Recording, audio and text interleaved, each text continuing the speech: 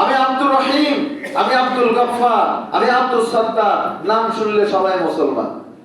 আমাদের বাংলাদেশের লোককে মুসলিম হিসেবে চেনে বিদেশে মোহাম্মদ থেকে, কারণ আমাদের নামের শুরুতে কি আছে?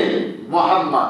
নামটা কত সুন্দর, মোহাম্মদ আব্দুর রহমান, মোহাম্মদ আব্দুল গফফার, প্রত্যেকের নাম মুসলিম। এখানে যে কয়জনের নাম শুনবো, বিশেষ করে কিছু দূর আগে গেলে এই প্রজন্মে আকাশ, বাতাস, সাগর, নদী, নালা, নয়ন এগুলো রাখে, অথচ নামের কিন্তু একটা প্রভাব আছে।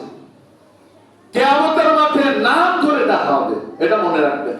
আপনাকে যদি নাম করলুকে ডাকে আল্লাহ, আপনার কেমন লাগবে? সমস্ত মানুষের ভিতরে যদি নামটু, মিন্টু এই শব্দে ডাকে, ডাকবে কিন্তু কিয়ামতের মাঠে। অতএব আপনার নাম যদি আব্দুর রহমান, আপনার সন্তানের নাম যদি আব্দুল্লাহ, আল্লাহ ডাকবে আর আপনি গর্বিত হবেন কিয়ামতের মাঠে। আর এমন নাম রাখবেন না যে আল্লাহ ডাকলে আপনাকে লজ্জিত হতে হবে।